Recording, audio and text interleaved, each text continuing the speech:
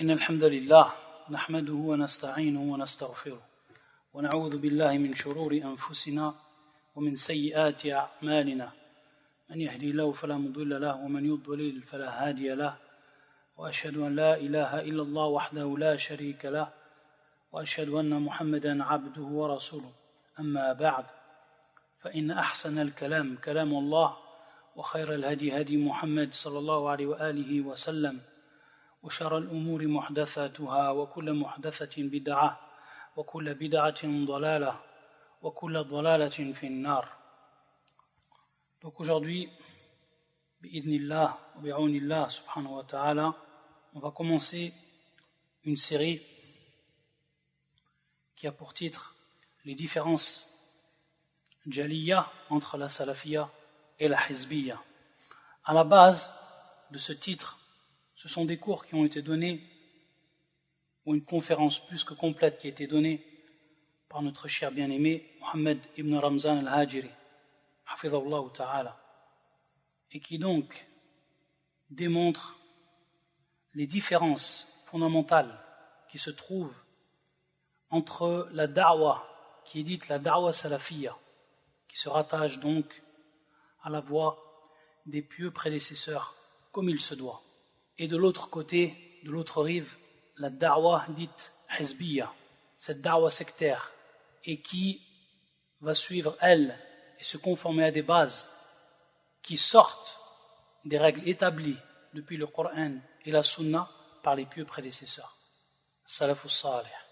Et on va voir qu'il y a donc différents points qui vont être développés, ou différentes bases, sachant, et ça c'est un point qui est essentiel et fondamental, c'est que souvent on entend cette personne-là, elle est taxée d'être hizbi, alors que elle fait des cours sur la croyance des noms et des attributs d'Allah Azza wa Jal, et que ces cours-là, ils sont conformes à la croyance des gens de la Sunna, à la croyance des salafs.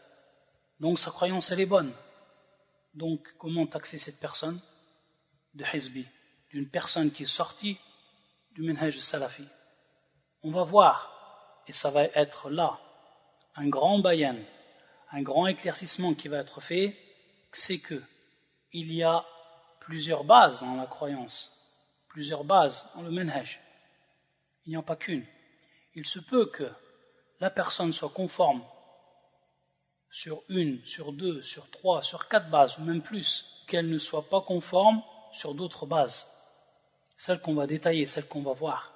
Et donc, ici, et ça c'est un point qui est important, c'est que tout simplement, la personne, pour qu'elle suive le manhaj des salafs, pour qu'elle soit considérée comme une personne qui a une croyance, qui a un manhaj qui est sain, suivant le Coran et la Sunna, il doit se conformer à tout ce qui est venu dans la religion, dans toutes ses bases, dans tous ses points. Et si elle dévie dans une seule de ces bases-là, alors elle sort de cette voie droite. Ces bases qu'on va ici citer, et qui en réalité vont nous ramener à toutes les bases qui ont été détaillées dans les livres de la croyance par les salafs, et ensuite ceux qui les ont suivis parmi les grands savants, min ahli sunnati wal jama'a. Et avant cela, une introduction s'impose. Et l'on sait que dans cette communauté, la communauté musulmane, depuis qu'elle a commencé à se répandre, depuis que son expansion a débuté, elle a connu ses ennemis, des ennemis qui sont de l'extérieur et des ennemis qui sont de l'intérieur. Ceux qui sont de l'extérieur, al-a'da'u dhahirun min al-kuffar, les ennemis apparents entre les mécréants, ceux-là ils sont connus, leur stratagème est connu et ils ne cessent de combattre cette religion. Wallah al-musta'an. Et il y a la deuxième catégorie qui est celle des gens de l'intérieur, soit qu'ils sont des hypocrites, soit qu'ils sont des gens qui n'ont pas accepté la religion dans son ensemble et telle qu'elle est venue du prophète sallallahu alayhi wa sallam, et qui n'ont pas suivi la voie des pieux prédécesseurs, qui s'en ont écarté. Et ces gens-là, ils sont nombreux. muta'addidin, et ils sont de différentes catégories. Ces gens-là, wallah al-musta'an, certainement que leur mal, qui se développe donc de l'intérieur de la communauté, de l'intérieur des musulmans, c'est un mal qui est terrible et dévastateur. Et c'est pour ça que lorsqu'on regarde l'histoire depuis l'avènement de l'islam jusqu'aux premières générations, alors on va voir qu'il y a eu d'un côté l'apparition de ces sectes-là qui ont proliféré, wallah al-musta'an, et de l'autre côté, de l'autre rive, il y a ceux qui se sont attachés à ce qui est venu du prophète sallallahu alayhi wa sallam et ce qui est enseigné par les compagnons. Ces compagnons qui ont enseigné aux tabi'in, aux atba'a tabi'in, et ainsi de suite, et qui sont restés fermes sur leur religion, sur leur croyance, sur la voie qu'ils ont empruntée. Ils sont restés fermes. Lorsqu'on a parlé du premier groupe, et qui sont les gens Ahl al-Kufr, les gens de la mécréance, il faut savoir que leurs actions menées contre cette communauté sont bien différentes de ceux des gens de l'égarement et de l'innovation. Et plus précisément, les faits et les résultats. C'est différent. Car on sait que le prophète sallallahu alayhi wa sallam, il nous a informé que ces gens-là, ils ne viendront jamais à bout de l'islam. Quoi qu'ils fassent, quoi qu'ils manigancent, que soit grand ou petit leur stratagème, ils ne peuvent venir au bout de cette religion. Ils ne peuvent venir à bout de cette religion. Et ils ne peuvent donc avoir le dessus de manière totale. Ça, c'est impossible. Et le prophète sallallahu alayhi wa sallam nous l'a informé lui-même dans ce hadith qui est rapporté par Ibn Majah fi Sunanihi, ou Ahmed fi Musnadihi, ou Ibn Khuzayma fi Sahih. Et ce hadith, il a plusieurs shawahid par rapport à son sens. Et la base même de ce hadith se trouve dans l'authentique de l'imam Muslim, min hadith Sa'd ibn Abi Waqqas, et qui est un hadith rapporté donc, suivant cette version-là, min hadith Mu'adh ibn Jabal, radiyallahu ta'ala anhu. قال صلى رسول الله صلى الله عليه وسلم يوما صلاة فأطال فيها. Le prophète sallallahu alayhi wa sallam, un jour, comme le rapporte Mu'adh, il a pris une prière. Et cette prière, elle était longue. Il a prié longuement, sallallahu alayhi wa sallam. فلما انصرف قلنا أو قالوا يا رسول الله أطلت اليوم الصلاة. Donc ils lui ont demandé, pour se renseigner, pour savoir comment il se faisait, comment le prophète sallallahu alayhi wa sallam, il a allongé sa prière aujourd'hui. Ils lui ont demandé, et il a dit, il a répondu, le prophète sallallahu alayhi wa sallam, inni salaytu salatan rahbatin wa rahbatin.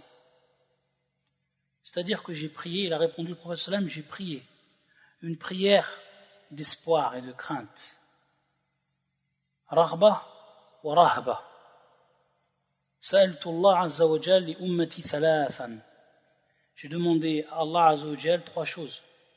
Fa'atani ithnayn wa radda wahida.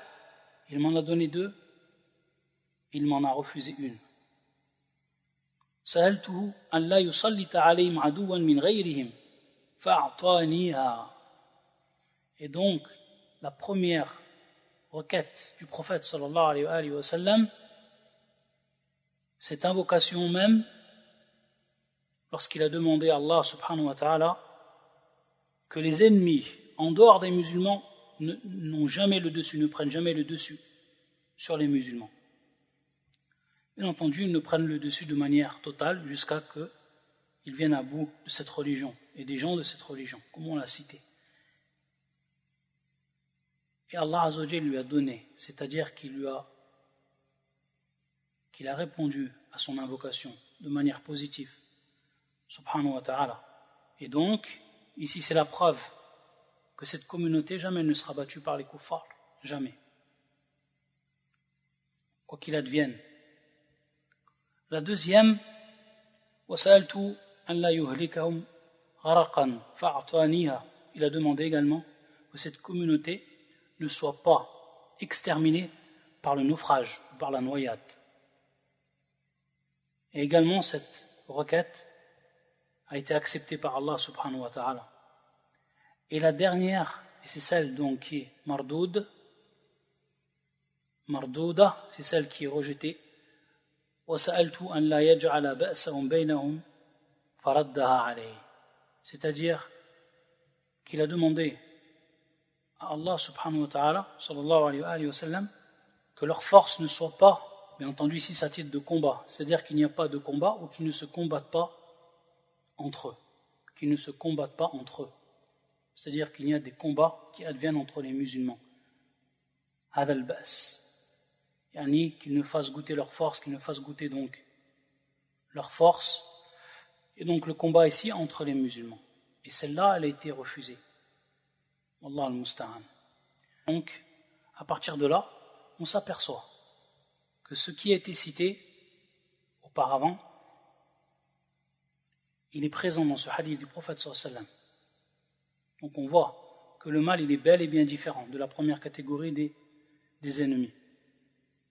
Et ses conséquences et son résultat. Et devant cela, le croyant, celui qui s'attache à sa religion, celui qui s'y accroche, qu'il sache que Allah subhanahu wa ta'ala, il a des sunan sur ses créatures. Que ce qui est advenu dans l'histoire, c'est advenu. Et ce qui va advenir, ça adviendra. C'est des sunan qui ne changeront jamais de la part d'Allah subhanahu wa ta'ala et qui ne seront jamais remplacés. Ils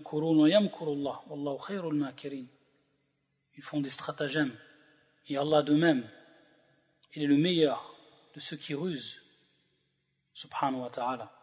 Et également il dit à son prophète وَلَا تَكُوا فِي ضَيْقٍ مِّمَّا يَمْكُرُونَ إِنَّ اللَّهَ مَعَ الَّذِينَ اتَّقَوْا وَالَّذِينَ هُمْ مُحْسِنُونَ. C'est-à-dire ne sois pas à l'étroit de ce qu'ils stratagèment, de leur ruse. Allah Azza wa Jal, il est avec ceux qui ont fait preuve de taqwa, de crainte, et de ceux qui ont été bienfaisants, muhsinoun. Et donc on voit que la personne, si elle concrétise ce qui est demandé dans ce verset, alors qu'est-ce qu'il va obtenir? Ma'iyatullah al-khassa. Allah subhanahu wa ta'ala, il sera avec lui. Hadil ma'iyya al-khassa. Donc cette compagnie qui est bien précise, bien spéciale, et celle qui se traduit donc par ta'yid, c'est-à-dire l'appui d'Allah subhanahu wa ta'ala pour son serviteur. At-taqwa wal-ihsan. At-taqwa wal-ihsan. Et si on regarde ces deux fondements de la religion, At-taqwa wal-ihsan, on va s'apercevoir que lorsqu'on les applique, ou on les compare, plus précisément on les compare à la communauté, alors on va s'apercevoir que soit il y a ce qui les contredit de manière munafatun kulliya, ce qui contredit, ce qui va en encontre de cela de manière totale, ou juz'iyya, de manière partielle, ce qui va à l'encontre de manière totale à shirk al-akbar. Et malheureusement, le shirk, et même sous sa forme majeure, il est présent dans cette communauté. Les gens qui invoquent directement des morts, qui demandent à des morts, ou toute autre forme de shirk, ayadan billah, ou alors qui va à l'encontre de manière partielle, comme al-shirk al-asghar, comme le fait de jurer par un autre qu'Allah, al-nadhar, al-dhabh, al-riya, etc. Ou alors, également ce qui rentre fi shahawat, c'est-à-dire dans les passions, dans les grands péchés. Et combien de musulmans sont dedans? Al-kabaïr, al-zina, l'adultère, sharb al-khamr, boire l'alcool, et toutes les formes du fujur. Wallah al-musta'an. Wa minhum man lubbisa alayhim dinu. Et ça, c'est encore pire. C'est ceux dont on leur a donné une éducation ou des informations ou une science qui est contraire à la véritable religion. C'est comme une falsification.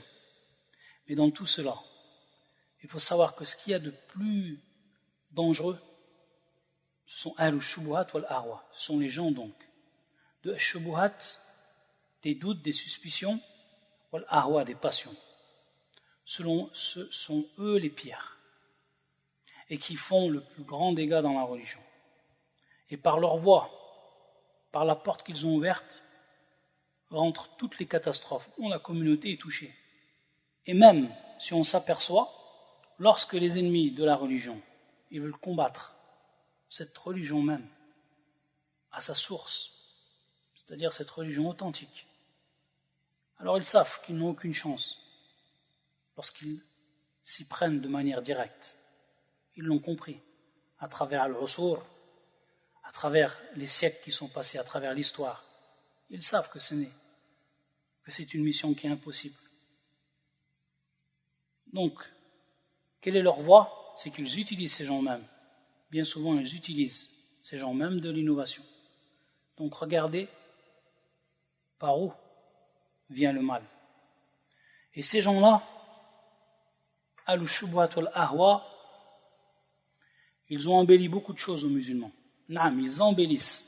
Soit ils embellissent les innovations, ils rentrent également dedans pour certains groupes, pour certaines firaq, ils rentrent dedans même les péchés au nom de l'islam, comme par exemple le vin, où certains groupes parmi les soufis l'utilisent, ils appellent ça la boisson spirituelle. Ou alors également la musique, ils appellent ça l'art qui nourrit l'âme et l'élève. Wallah al-musta'an. Ou alors, d'autres, ils utilisent le riba. Ils leur donnent donc des noms qui donnent une nouvelle couleur au péché, comme si c'était quelque chose qui était en réalité dans les règles et dans les limites de la religion, de l'islam. Lorsqu'ils parlent du riba, ils parlent d'intérêt du domaine, de la nécessité économique. Et pour les autres, qui vont encore plus loin de ce qui est des shubuhat, al-bidar, c'est-à-dire l'innovation dans la religion, alors eux aussi, ils viennent avec des noms. Lorsqu'ils parlent par exemple des groupes, ils disent al-jama'at tawhid, c'est-à-dire les groupes du tawhid, ou jama'at al-muslimin, ceux qui yaj'alun tafriq tajmi'an, c'est-à-dire donc ceux qui en réalité divisent les musulmans, ils le placent comme ce qui les réunit. Ou alors ceux qui parlent, lorsqu'on parle de l'obéissance au hakim al-muslim, au gouverneur qui est musulman, alors ils appellent ça ta'atun lit-tawarit, c'est-à-dire donc obéir au tawarit, etc. Des noms qui sont donnés pour faire fuir les musulmans de ce qui est l'obéissance, ou alors, au contraire, pour les amener à ce qui est à la désobéissance. Et il y a aussi ce groupe qui lui éloigne, qui font fuir les gens du péché à cause de leur extrémisme. Il y en a le rouleau. Al-ghulou fi d-din. Comme ceux qui empêchent donc le mal ou qui essayent d'empêcher le mal, bistibahati dima haula al-usat, en rendant légitime de faire couler le sang de ces gens-là. Ou alors qui rentrent dans le takfir, direct, takfir al-usat, c'est-à-dire le takfir de ces gens qui sont tombés dans la perversité. Et ces gens-là, bien entendu, de par leur acte, il faut fuir également les gens qui sont à l'origine dans le péché et comment ils vont revenir à la religion lorsqu'ils vont voir ces actes-là, lorsqu'ils vont voir cette voie-là qui est empruntée. Et lorsque la personne, réellement, elle voit ce qui est importé dans la religion comme façade à cause de cela, alors elle se rend compte de la portée, de l'impact de leurs actes. Les Khawarij, ils sont apparus, les Mu'tazila, les Rawafid, les Soufis. Et leur croyance et égarement, il s'est propagé au fil des temps, au fil du temps. Mais à côté de cela, tout le temps, il y a eu as-salaf et ceux qui les ont suivis. Du temps del Khawarij, il y a ceux qui les ont combattus, bil bayan ou al lisan, auprès de ces gens-là, et ont tenté donc de les faire revenir sur le droit chemin. Bil bayan, c'est-à-dire donc l'éclaircissement par les preuves, et d'autres bis sinan, c'est-à-dire donc par les armes, par la force, comme l'a fait Ali ibn Abi Talib, radiyallahu ta'ala anhu, lorsqu'il a combattu Al-Khawarij. Donc les salafs et ceux qui les ont suivis, ils sont donc un support inconditionnel pour la vérité. Donc comme on dit, que ce soit bil bayan ou bil sinan. Et lorsqu'on parle de ces sectes-là, ces sectes, elles ont des bases, elles ont une histoire. Et l'important, c'est de savoir qu'elles existent jusqu'à nos jours. Ces sectes-là, elles existent jusqu'à nos jours. Il n'y a pas une secte qui a terminé. Car lorsqu'on parle de secte, l'important c'est de savoir que l'afkar, c'est-à-dire les pensées, les innovations dans la croyance qu'elles ont apportées, elles continuent à travers le temps. Et donc si elles continuent, s'il y a des gens donc, qui portent encore ces croyances-là, qui portent encore ces innovations, c'est-à-dire donc qu'elles sont toujours présentes. Et même certains, dans certains cas, il y a les fondateurs qui eux sont revenus sur le droit chemin, comme cela est arrivé avec Abu al-Hasan al-Ash'ari, la secte qui est connue comme étant l'Ash'a'ira, qui est présente jusqu'à nos jours, dont il y a des universités qui propagent cette croyance-là, dont leur support scolaire se base sur les livres de cette secte-là, l'Ash'a'ira, jusqu'à nos jours, alors que le fondateur lui-même il est revenu sur le droit chemin. Il a délaissé cette croyance pour la croyance dans ce qu'il s'était égaré, ici plus précisément al-asma wa sifat, les noms et les attributs d'Allah Azzawajal, alors que lui il est revenu, mais cette pensée et cette innovation dans la religion elle a continué. Et jusqu'à nos jours ils sont présents. Donc on voit ici que c'est bien cette innovation qui a été inventée qui continue. Et donc la secte à partir de là elle continue de même. Ensuite donc, toujours pour ce qui est de cette introduction, c'est que le mal qui arrive et qui se propage dans la communauté, et spécialement donc chez les jeunes, on va dire chez les jeunes de façon générale, ou ceux qui reviennent à la religion, et ceux qui commencent à apprendre, ceux qui commencent à se renseigner, ceux qui commencent à vouloir revenir à Allah subhanahu wa ta'ala. Et bien entendu, min tawfiq illa azawajal, ça c'est le bien d'Allah subhanahu wa ta'ala qu'il donne donc à son serviteur, c'est qu'il va mettre sur son chemin à cette personne qui veut revenir à Allah azawajal, une personne qui est lui-même sur le droit chemin, dans la croyance, dans la science, et qui va donc apprendre de lui ce qui est réellement authentique. Ça c'est ni'ma d'Allah azawajal.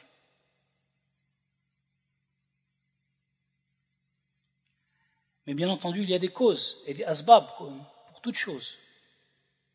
Et parmi ces causes, c'est que la personne qui veut revenir à la religion, qu'elle ne le fasse pas n'importe comment. Et qu'elle sache, dans un premier temps, de qui elle va prendre cette religion. Et comment elle va apprendre cette religion. Ça, c'est des points qui sont fondamentaux. Si la personne, elle délaisse cela, ou elle ne se préoccupe pas de cela, alors, Allah al-Musta'an, elle peut tomber sur n'importe qui. Et qu'elle ne dise pas, comme on entend de certains, moi, je me base par rapport à mon bon sens, à ma bonne raison. Qui t'a dit que ta raison, elle est saine? Qui t'a dit de ce dont tu viens, ce dont tu as appris auparavant? C'est des choses qui n'ont pas perturbé, qui n'ont pas pollué ta propre raison. Et na'am, la religion, c'est qala Allah, qala Rasulullah. C'est la religion de la droiture, dans toute chose. Et rien n'a été délaissé. Tout a été mis au clair. Et beaucoup de gens qui se sont égarés, ou qui sont rentrés dans le hizbiyya, c'est venu de ce premier pas, du premier mauvais pas. Et ils se sont précipités dans l'apprentissage. Ils n'ont fait preuve d'aucune prudence. Ils n'ont pas été stricts à ce niveau-là. Sur les références de leur apprentissage. Sur les références de leur apprentissage. Et ces références-là, elles sont de 3. Ou ces références, elles vont apparaître dans 3 moyens, pour être plus précis. Al-Mujalasa, les assises, As-Sama', l'écoute, ou Al-Qira'a, la lecture. Al-Mujalasa, les assises, donc les assises de science. As-Sama', l'écoute, qui est ici encore plus générale. Donc écouter, que ce soit écouter des cassettes, que ce soit écouter des conférences par la radio, etc., ou par tout ce qui est aujourd'hui, tout ce qui est mis à notre portée, disposition, l'Internet, etc. Al-Mujalasa, qui est bien plus direct, qui est le fait donc de s'asseoir auprès de ceux qui enseignent. Al-Mujalasa. Wa-Sama' wal-Qira'a. Al-Qira'a, bien entendu, la lecture. Et comme il a été dit, Man jalasa julisa lahu, wa man takallama sumi'a lahu, wa man kataba quri'a lahu. C'est-à-dire celui qui va s'asseoir, il y a des gens qui vont venir s'asseoir auprès de lui. Celui qui va parler, qui va faire des cours, etc., il y a des gens qui vont venir l'écouter. Et celui qui va écrire, il y a des gens qui vont le lire. Al-Mujalasa, As-Sama' wal-Qira'a. Et donc, si ces moyens sur lesquels vont être basées les références de l'apprentissage, la personne, elle les prend en étant stricte, en étant prudent, alors, Inch'Allah, wa ala khair. Car c'est bien ce que souffrent beaucoup de jeunes de notre époque. Cette attitude d'apprendre n'importe comment et de n'importe qui. Et ils vont tomber sur des gens qui, malheureusement, eux, ils vont mettre un voile entre lui et la vérité. Hijab. Et ce voile-là, il va se matérialiser à travers les moyens modernes de propagation, comme on a dit, et qui rentrent donc plus précisément fi sama', mais également al-qira'a, que ce soit donc les chaînes de télévision, que ce soit les enregistrements audio, que ce soit donc l'internet comme on a parlé, et tout ce qui rentre dans l'internet, les vidéos, les cours, etc. Et si tu regardes maintenant la da'wa de Al-Hizbiyya, alors tu vois qu'ils vont s'activer à puissance 10 pour mettre ce voile-là, pour éteindre la da'wa salafiyya. Ils font des grands efforts. Ils mettent beaucoup d'énergie dans cela. Dans leurs duros, dans leurs khutab, dans les cours, dans toutes les directives qu'ils donnent, etc. Ils le font avec éloquence. Bien entendu, ils savent qu'il y a une des choses qui attire beaucoup de jeunes, c'est lorsqu'une personne elle est éloquente. Donc avec l'éloquence, elle sait qu'elle a une arme avec laquelle elle peut attirer beaucoup de gens. Et même si elle dit n'importe quoi. Et même si elle les invite à l'égarement. Et ça, on l'avait déjà détaillé dans un des cours qu'on avait fait, lorsqu'on avait rappelé le athar de Ali ibn Abi Talib, radiyallahu ta'ala anhu, et que les gens ils se divisaient en 3 catégories. Ala kulli hal, la personne, donc, elle doit être stricte. Elle doit faire preuve de rigueur dans ce domaine-là. Ça, c'est un des points qui est, pour les premiers pas du musulman, qui est vraiment essentiel. Et lorsqu'on voit les paroles des salafs et leur agissement par rapport à ces gens-là, les gens donc de l'innovation, alors on s'aperçoit qu'ils étaient plus que stricts. Et ces paroles que l'on connaît, Iyyakum wa mujalasatu ahlil bid'ah, fa inna umridatun lil qulub, c'est-à-dire faites attention. Et on met en garde de s'asseoir auprès des gens de l'innovation. Car, qu'est-ce qu'elle fait? Elle rend les cœurs malades. Inam. La personne qui écoute un innovateur, son cœur il devient malade. Et c'est pour ça que Ibn Sirin, lorsqu'il y a 2 hommes qui sont venus auprès de lui pour pouvoir lire ou pour vouloir lire des hadiths et des versets du Coran, il leur a demandé de partir ou sinon lui il partait. Et lorsqu'ensuite on lui a demandé Ya Abu Bakr, wa ma kana alayka an yaqra alayka ayatan min kitabillah. Il a dit donc, j'ai eu peur, j'ai eu la crainte qu'il lit un verset du Coran, qu'il le détourne et qu'ensuite ça se stabilise. Fayaqirru dhalika fi qalbi, ça se stabilise dans mon cœur. Ça s'imprègne dans mon cœur. Et lorsque les gens de l'innovation ils venaient voir Ayoub Sakhtiyani, il leur disait Ya Abu Bakr, as'aluka an kalima, kana yaqul wala nasf kalima. C'est-à-dire on te demande en un seul terme. Il disait même pas la moitié d'un. Ça c'était leur hirsuhum, c'est-à-dire donc leur attitude qui était stricte, qui faisait preuve de rigueur. Car ils savaient que le cœur, c'est quelque chose qui est fragile. Et ce qui rentre, ou ce qui fait rentrer, ou les voies qui mènent au cœur, c'est-à-dire donc, on va dire les entrées par lesquelles ces choubouat elles arrivent jusqu'au cœur, c'est al-udhun. Ce sont donc les oreilles, et également les yeux lorsqu'on lit. Wa shubha khattafa, c'est-à-dire donc qu'elle a une emprise totale sur la personne, sur le cœur de l'homme. Et c'est pour ça que Soufiane il disait Man kanat 'indahu shubha fala yu'ridha 'ala ikhwani. Celui donc qui a une shubha, qui ne l'expose pas à ses frères. Wa al-hizbiyoun, ils ont deux grands points à concrétiser. Le premier, c'est at-takhlit bayna as-sunnah wal bid'ah, c'est-à-dire de mélanger la sunna et l'innovation. La sunna wal bid'ah, at-takhlit, donc mélanger, faire un mixage, ayadan billah, bayna as-sunnah wal bid'ah. Et la deuxième chose, c'est at-tajmi' bi ghayri tarbiyah, c'est-à-dire de réunir sans même éduquer les gens sur la vraie voie. Aham shay at-tajmi' yajma'un an-nas, al-jam'. Pour eux, le jam' c'est le principal. C'est pour ça qu'ils rassemblent. Mieux ils rassemblent, et mieux ils concrétisent pour eux ces objectifs-là. Et mieux ils rassemblent, et mieux ils mélangent la bid'a ou la sunna. Et donc, durant ces cours, on va répondre à cette question qui est fondamentale et qui se pose donc, comment différencier entre la salafiyya et la hizbiyya? Et quels sont les points limitrophes, c'est-à-dire les limites qui se trouvent entre la salafiyya et la hizbiyya? Beaucoup de gens, lorsqu'on dit la hizbiyya, ils ne comprennent pas ce que ça veut dire. Ils ont du mal à projeter de manière concrète qu'est-ce que la hizbiyya. Et c'est pour ça donc que ces cours, ils vont répondre à beaucoup de leurs questions à travers donc tous les points qui vont être développés. Et une dernière chose qu'on rappelle, et un point également qui est important, très très important, c'est farqun bayna man ghayyara usula wa man ghayyara tariqata usuli. C'est-à-dire qu'il y a une différence entre celui qui va changer ses bases, ghayyara usulahu, wa man ghayyara tariqata usuli. Tariqata usuli, c'est-à-dire celui qui a changé la voie de parvenir à son but, à son objectif. Et entre les deux, il y a une différence qui est plus que grande. Et la deuxième chose qu'il faut savoir, c'est que les hommes, فَإِنَّ الرِّجَالِ يُعْرَفُونَ بِالْحَقِّ, ils sont connus à travers donc la vérité.